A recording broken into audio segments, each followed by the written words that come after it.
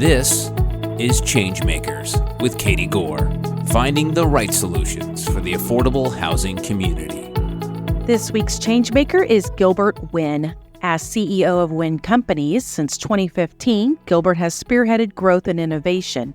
With over 20 years of experience, he has professionalized operations, pursued mixed-income developments, and created pioneering resident services programs like Connect Communities. Gilbert's commitment to equitable housing is unmatched. Gilbert, welcome to the podcast. Thank you for having me, Katie. It's great to have you join us. And let's start by discussing your role as CEO of WinnCompanies and how you got involved in the affordable housing sector.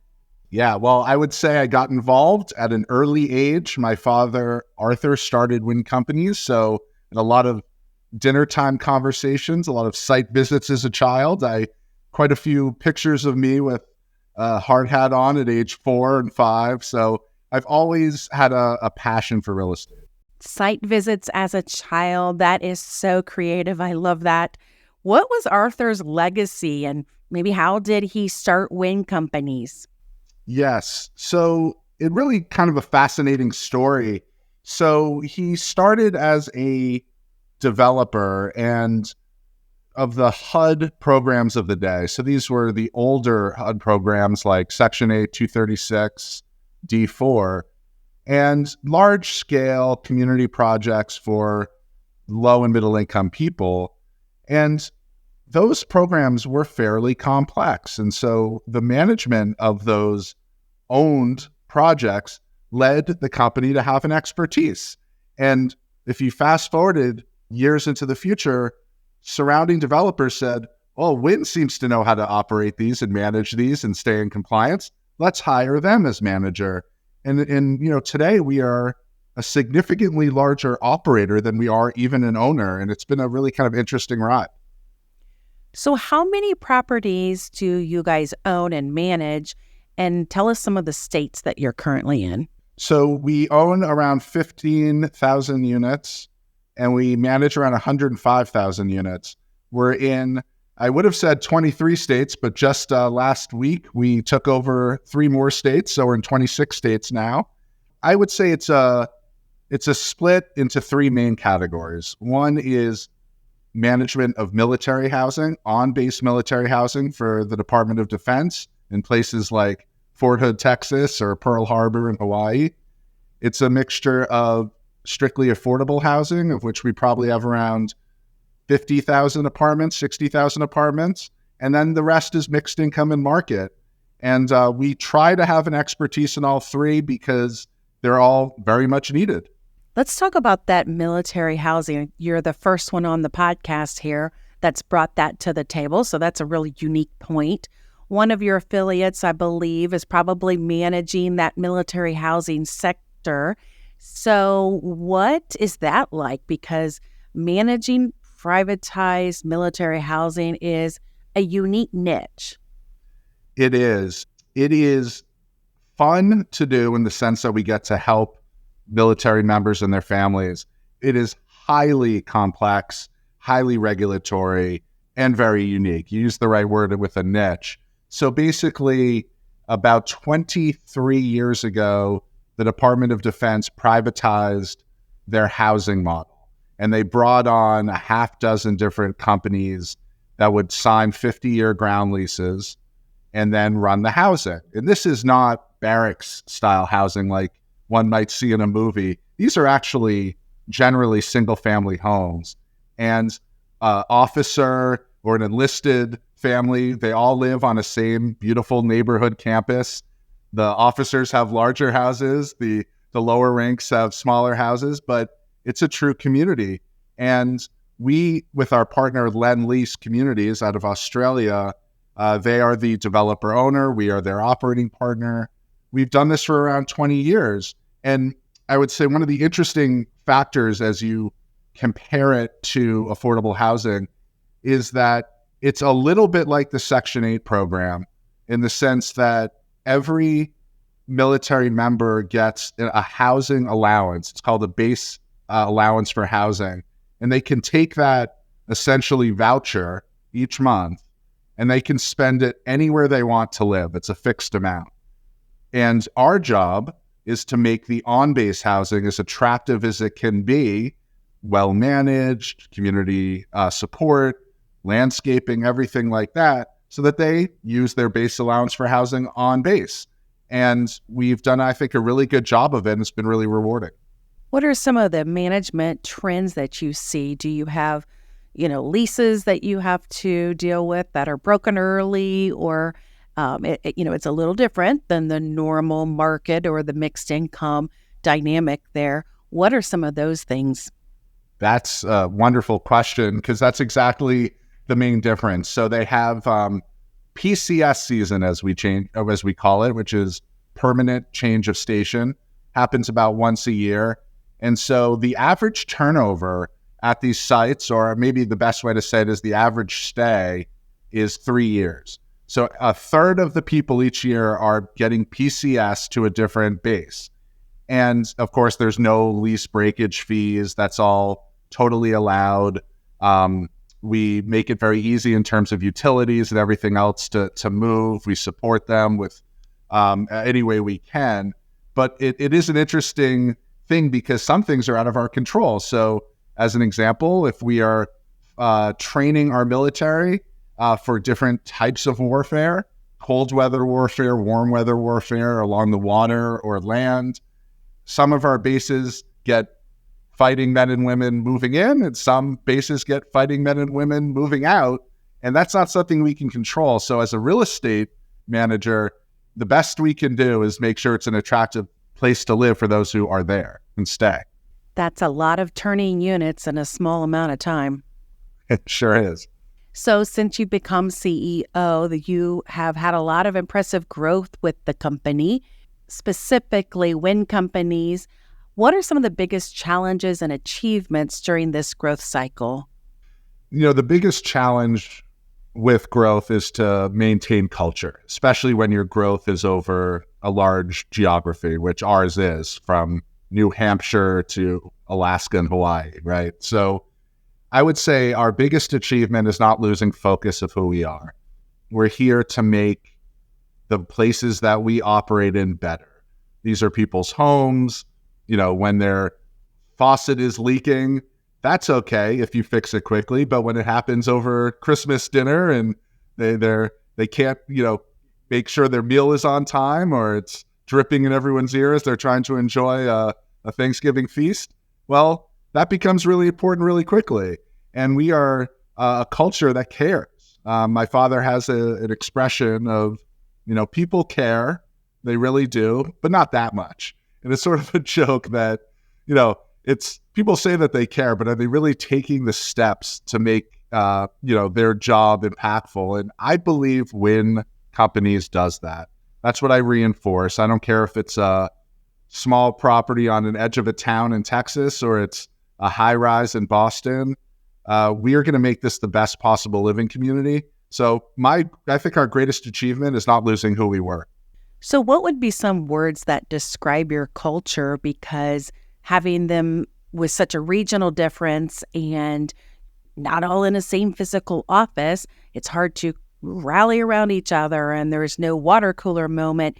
And this is something that companies all across the nation are trying to figure out. So what are some of the ways that you guys are solving some of those dynamics, or how would you describe who you are given the proximity challenges? Yeah, I'm going to answer that in two different ways. One is, I think we do a good job of expressing that to our new hires. That I think we do a great job of, and we get the most talented, excited, and passionate folks to work here. Our biggest challenge, and it's not unique to Winn, is making sure that they stay here for more than a year. And what I mean by that is our turnover in our industry and in our company is no different, is pretty high in the first year. People get there. It's a very hot job market. It may not be exactly what they thought during the interview process. It might be a little tougher. And our goal and our challenge is to train and support our new employees so that they grow with our company. We have a wonderful track record of people being here decades and ascending the ladder. But our challenge is if you can get over that first year hump and you understand what the job is and you're still there, you'll probably be here for 20 years. But it is a very fluid market in that first year. And Katie, if you have any ideas for us in the industry, we'd love to hear them because that has been a challenge. It is a challenge for everybody, and it's quite frankly been hard. And you said that people say the job is tough. I couldn't agree more because nobody ever says, well, this is a little easier than I thought it was. That is true. So I'm sure trying to implement that vision and who you are, that's like one whole piece of it. But then you're also trying to foster innovation and growth. So how is that intersection happening with vision and innovation and growth and all of the new employees with the ones who have been here 20 years? That's a big dynamic. How do you guys try to make that alignment work? So it is difficult. And I would say we even make it more difficult, and I'll explain that, which is on our development side, we run towards problems, things that other companies haven't been able to figure out. In Massachusetts here, we helped create the middle income housing program with the legislature, and that's great. Let's house people that make the median income to live alongside market renters and low-income renters. The issue, and you know this well with Quadell, is now it's an entirely new compliance system and process. And now the property manager who signed up and knows really well how to do tax credit compliance now has to do the middle income housing program compliance, now has to have a lease that also works for the market rate. And so we are asking a lot from our property managers and administrative folks to implement these public programs. And I would say Winn is on the forefront of complexity because that's the only way to get these innovative and helpful projects done. But it does not escape me that the folks on the ground processing this have among the hardest jobs in the industry. So tell us how this middle income housing program got started. So we, in Boston Metro, it became clear years ago, and this was pre-pandemic, that there was the so-called brain drain going on, which is, there's so many wonderful learning institutions in the area. Everybody comes to Boston to go to school. And then when they graduate and they see $4,000 a month rents, they say, I think I'm going to move back home and take my talents to somewhere else. And so the state kept talking about the brain drain. What can we do? And we started to talk to legislators and we said, yes, it is absolutely true. If you make the median income in the Boston Metro, you cannot afford the rent in the Boston Metro. And that's true of some other major cities or most major cities in America. So we said, let's create a program that houses people between 80% AMI and 120% of AMI. And it was not easy, Katie. It was easy to have people nod their head and say, that's a great use. It was harder to find the money for it because there is this sort of zero-sum game belief that any dollar that goes to middle-income housers will be taken away from the low-income tenants. But Massachusetts, solved that. And it was actually an add to the housing bond bill, and we have not looked back. Okay, wow. That's a good innovative approach to affordable housing, isn't it? Yes, and I'm a big fan of mixed income housing, and without that type of subsidy program, it can't be built. Can you think of other examples of innovative approaches to solving this housing crisis that has been widely published over the last several years and months? Something that stands out in terms of maybe either quality or innovation. And that could be approach or a project if you've got some in your repertoire that you want to share. Sure. Well, something that we've done for at least 20 years has been to try to identify what we call off-book resources to build housing. So those programs that weren't intended for affordable housing but can be married up with affordable housing programs to provide that gap subsidy. So we've done 36 adaptive reuse of historic structures into affordable housing, utilizing state and federal historic credits. We've done a couple of projects that mixed in a federally compliant way, mixed new market tax credits with historics, with low-income credits on the same campus as well. And recently, we've spent a lot of time, the Department of Energy, the EPA, local state agencies, to utilize green retrofit and deep energy sustainability money in affordable housing to do things that don't just achieve, but don't only achieve, I should say, sustainability, but are fixing things in buildings that needed to be fixed anyway so that affordable units can remain affordable. And so I think that's really, I think it takes a village, and that's really what we've been trying to do, marry up resources. That's the ultimate layering of funding and regulation. But, the goal of sustainability and preserving and creating new housing, I mean, you nailed it right there, just describing that example. Yes. And I'll add one other really fun project that we're working on. It's called the Mary Ellen McCormick redevelopment in South Boston. And it's 1,000 units of existing dilapidated public housing because the federal government has not been funding repairs for the last 80 years. And we have been selected, and we're about to put a shovel in the ground next year to develop it into 3,300 units, of which every single unit of the 1,000 public housing units will be replaced, but they'll be interspersed among middle and market units to build a whole new community. And to do that, you can't imagine, or maybe you can, the list of sources that we are going to have to avail ourselves of, some having to do with housing, some having to do with sustainability and resiliency, some having to do with community center and a YMCA that might be created there, some having to do with energy sustainability resources around passive house and different methodologies of construction. So we're putting everything in the pot, and we're going to create a national model.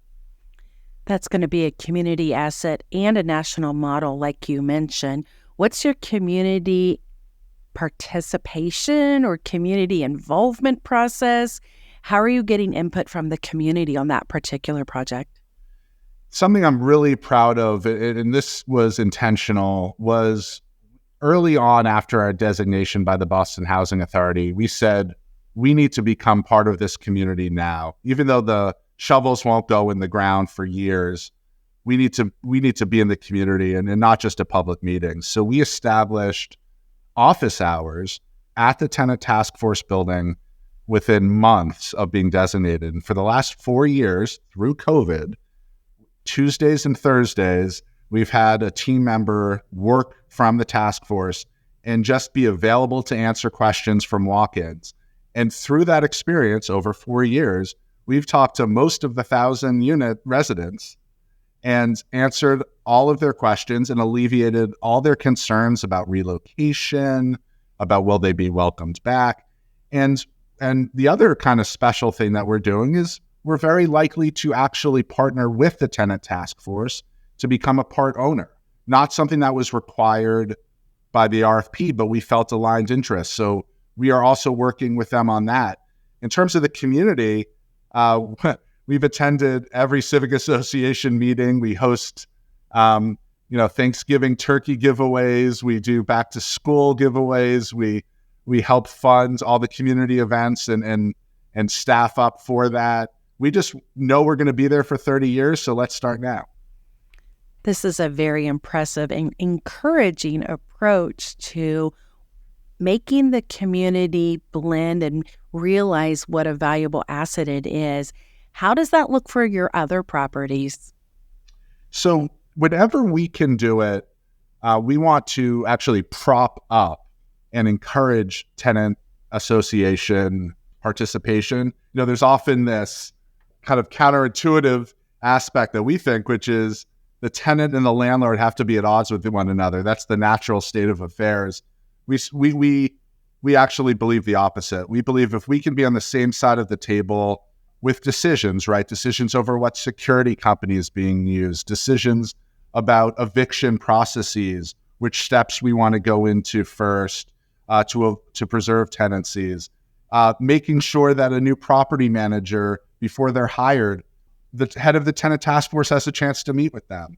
So things like that. So we do that on any property that we own, and that's just been our practice. And so I think that you just have to embrace the relationship, because the property managers and maintenance staff and the tenants have a lot more to do with the success of the property once it's built than ownership does. And so we have to align interests. Those are some great points, and we have more to discuss with Gilbert Winn, the CEO of WinnCompanies, including his induction into the Affordable Housing Finance Hall of Fame. But we have to take a break. Next time on Changemakers, Gilbert will share his perspective on recognizing excellence at all levels within an organization. Sometimes it can feel to property managers and maintenance staff that they're pushing against the tide. And they, I think, get emboldened and energized knowing that their executives appreciate and understand that. It's not like, why was there trash on the ground? It was, thank you for picking up the trash again. We understand what you're going through. And I think that acknowledgement and appreciation and support matters. Thanks for listening to Changemakers with Katie Gore. To find out more about Katie, go to quadel.com. That's QUADEL.com. This has been a production of Forbes Books Radio.